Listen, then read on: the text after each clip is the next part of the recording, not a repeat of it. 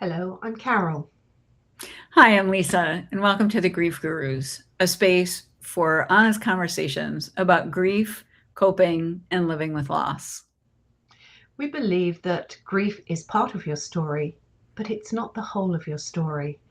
And in today's talk, we're going to talk why grief appears years later. So, Lisa, have you had that experience when you think you're doing just fine, and then all of a sudden, many years later, grief pops up its ugly head?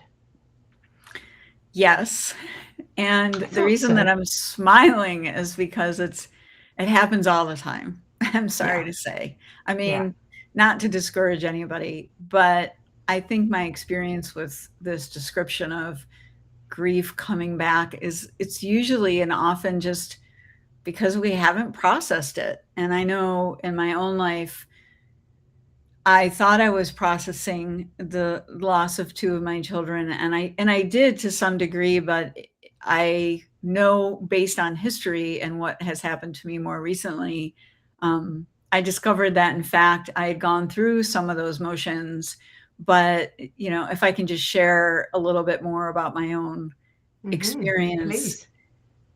is I reached a point about 4 to 5 years ago where the best way to describe it is I just feel like the bottom fell out for me. And my daughter passed in 1997 and my son died in 2002. So we're going back quite a significant amount of Yeah. time. And given, if you lose a child, that's a pretty profound experience, not something that I ever expect to feel good about necessarily. But when I say the bottom fell out, just for our listeners and our viewers, what I mean is that things just became un unbearable, unsustainable, this kind of low level disengagement that I was feeling. It rose up like a wave, like a tidal wave, and something, maybe using this analogy, the water was, shallow, deeper at times, but I was always treading water. I could swim when I needed to. And then at some point, I just became unable to continue to manage. And it's very difficult to talk about, but given the work that we do, I think it's important. You get to a point, or you can, which is what happened to me, where I could no longer manage. And the way that that showed up for me was just like intense, low level depression and teariness and feeling like nothing mattered, no joy, and a feeling of the ultimate feeling for me was like, I am all done with this. I have given it my whole adult life, really, because my daughter was born Hmm. when I was 26 and died when I was 27, and I'm 56 now. So, yeah, 30 years of feeling and pain and hurting. I became what I would describe as feeling unsafe. I had had very distraught thoughts of harming myself over the years. Certainly, grief does that. Certainly, as a human being, we can feel this like, I just don't want to do this anymore. But the difference for me, Carol, and what Hmm. it was so grave about it was that I started planning. Yeah. And I'm just giving that like a pause, because if that doesn't scare the hell out of anybody listening, I can It tell you should. that I was so traumatized, and I am now, because I'm so much more healthy now. I am so scared for that woman that felt so desperate to end the pain. So I'm going to kind of stop there and kind of go turn it back over to you. We can come back to that experience. The short of it is I did get help. I did check myself into a facility, and I did stay there for, 10 days and get some help, and it set me on a different path. But the biggest thing here is, why does grief come back? Because you haven't been able to integrate it like we always say, or you haven't given it what it needs in order to be Hmm. able to move forward. And it could be that the demands of a young woman's life into my 40s and early 50s didn't allow for that. I have a special needs adult child who requires intense support and, administration and supplies and medical and all that for him, and I worked full time. Maybe I just didn't get the chance. But when the day came, I had to say, I'm fucking all done with this. Excuse my French, but it's just Yeah. like that. And until then, I thought I was doing pretty well. So, Well, isn't that the truth, hey? I think what happens is we somehow function, we survive, and we go along and we go back to work, or we look after our other children or aging parents, and we think we're doing okay. But perhaps what's happened is we've pushed the grief aside. We haven't processed it or integrated it or felt it as deeply as we need to. And our nervous system hasn't come back to normal. I think it's still looking out for the threats. It's still hypervigilant. And so we never sort of relax back into ourselves. And my experience wasn't quite like yours, Lisa, but 3 years after my husband died, I had put on the brave face and gone back to work. And I also felt depressed, flat. I felt that what's the point? It was really hard to drag myself into work and to be upbeat for patients and clients. I was a physiotherapist at the time. And as my numbers dwindled of how many people I could cope with seeing a day, I realized I actually need some help. And I think that one of the things about grief is that we really do need to allow it. And as we talk and think about how many years there were for you before you really hit rock bottom, I think it's that we have to understand grief doesn't exactly go away. It changes over time. It can come back when you hear a song. You might be actually doing very well. You may be quite happy, having a life of meaning and feeling very functional and having integrated your grief. And then you hear your song. Or you go to a friend's child's graduation and you think, I'm never going to have that. Or a child gets married and you think, my husband should be here for that.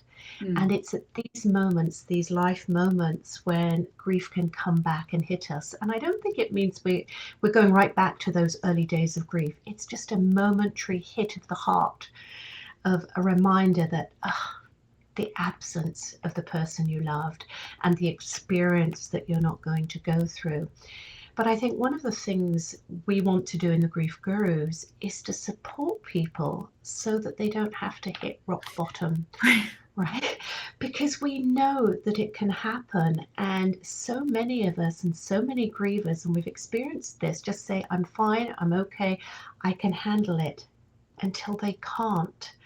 And so one of our jobs, I think, in the Grief Gurus is to support you so that you never have to hit that bottom of the barrel, so that you can function, so that you can learn to integrate and be ready for those moments when grief does pop up.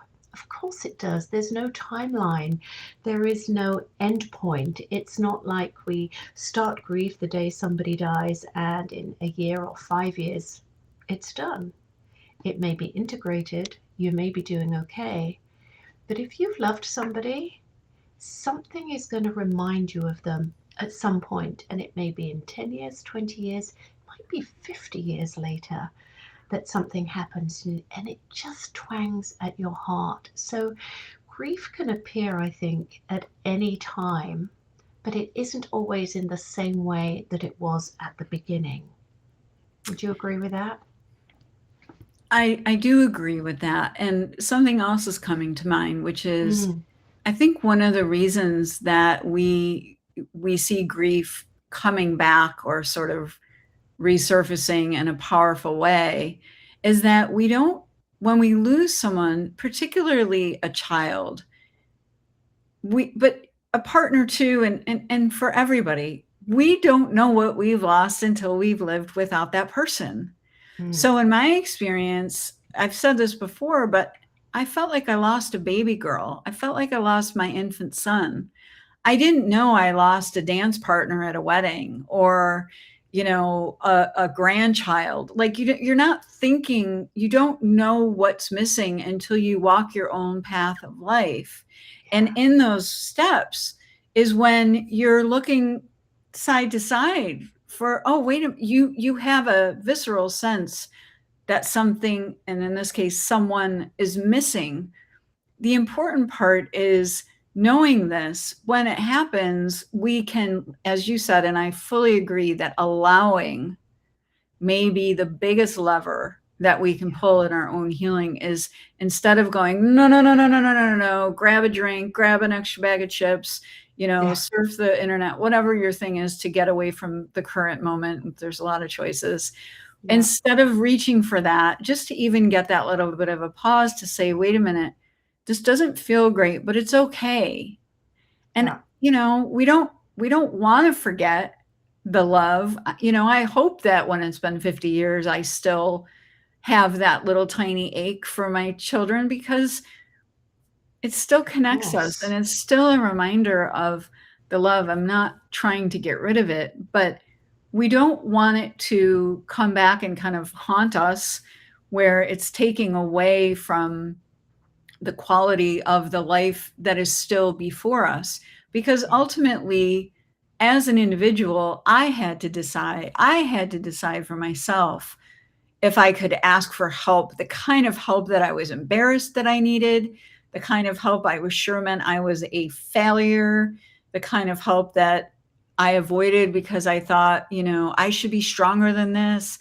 All the reasons, all these other ways I'm like successful or whatever. Listen, when your heart is broken, letting it be what it is the very first step in being able to navigate it. And you don't want it to creep up on you unannounced necessarily. But I think the good thing, the positive thing that can come out of this discussion, if you aren't already doing it as a griever, is knowing this, what we're saying, that this is going to happen, that we are going to be triggered, that we are going to realize new ways that we're missing the person that we lost. Since we know it's going to happen, we can, do things to be more prepared so that it doesn't, if I go to a wedding, I don't want to have to run out and leave and miss the whole damn thing. Maybe I just need to do a longer meditation before the wedding, or maybe I need to jump into the grief gurus and say, hey, I've got this event, or, I just found out that my best friend's daughter's having their first grandbaby. That really hurts. I want to talk it through. So that there are these incremental ways of reaching for help, so that you don't get to the point where you have to, literally put yourself in someone else's hands, which is the scariest thing I've probably ever done. I'm sure. And that reaching out, I don't know why it is so hard for us. I didn't reach out either. It's a bit pathetic, really. We're both of us. We know, and that's why we don't do it, because we know, and we think we're pathetic if we do it. Yeah, we think we're intelligent. We think we're strong. We've read enough books. We should be able to cope. And I know that many of you listening are thinking, yeah, I've got this. And maybe you do, but maybe you don't. Or maybe it would be a little easier when you share it with someone. And it could be the grief gurus, but it can be anyone. It can be a trusted friend, a counselor, a spiritual advisor. But having somebody to hold you in those moments, it makes all the difference. Critical. So please don't be ashamed. Don't be embarrassed. Don't think you're weak. I think it's a sign of strength to be able to reach out. And don't wait the 20-something years that Lisa did, or the 3 that I did. Reach out sooner rather than later, because you deserve it. And it will change the course of your grief journey. And I just want to add, and we don't talk a lot about the Grief Gurus community. Mm-hmm. There's a nice information session on our YouTube channel, if you're watching this on YouTube, where you can hear more about the community. But I do want to bring it up for this reason, that one of the reasons that I wanted to build the Grief Gurus with you, Carol, is because I realized that grief, as we say, it's part of my story. It's not my whole story. So what ends up happening with the Grief Gurus is I can address, minister to, cultivate, care for, connect on my grief. That's part of my story in a designated place, like the Grief Gurus. And then I can go on with the rest of my life and do all the things and not feel so vulnerable. But it's sort of like, you go to the store, you buy a new dish. You get home. What do you want to do? You want it to have a home. You want to know where it goes. You don't always need it, but you want to put it away. I feel like the Grief Gurus, having this virtual community for women who are healing, it's a place to go with my grief, but then it's like, set it and forget it. Okay, I got to vent what I was feeling, or maybe I attended an event and saw someone else's story and mine or something. But it's not like I hang out there all the time. And it's not like I'm grieving all the time. And by designating that place, it frees up the rest of me so that I'm not so like, I'm always like, before I feel like I was always working to like, no, I don't want to get triggered. I don't suppressing wanna, it. You're suppressing it the whole time. Missing my life. Yeah. Yeah. So yeah, that's such a great point, to have a place where you can go, you can get rid of it. And listen, the Grief Gurus is not just grieving. We laugh in there as well. We cry, but we also laugh and we support one another. And it's a beautiful place to go when you need it. And then you can step back into life and you've done a bit of that hard work and you are free, you're more open, you have more space to live the life you have left. Yeah, beautifully said. Beautifully said. Well, thank you so much for checking out this episode of our Grief Gurus podcast. And I hope that you'll go ahead and like our episode and subscribe if you want to hear more videos like this. And of course, let us know if there's anything specific you're thinking about. We'd love to chat it through. Thanks for being here.